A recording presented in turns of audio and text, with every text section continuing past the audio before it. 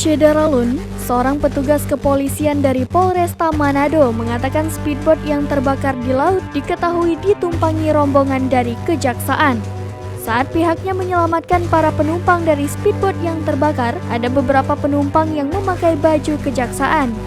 Sementara itu, Kasipenkum Kejati Sulut Theo Rumampuk mengatakan hari itu tak ada rombongan dari Kejati yang hendak ke Bunaken.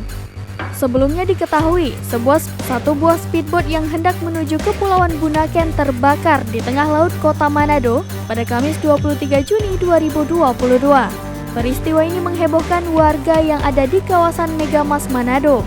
Dari amatan tribunmanado.co.id, asap hitam tampak keluar dari speedboat yang ada di tengah laut tersebut.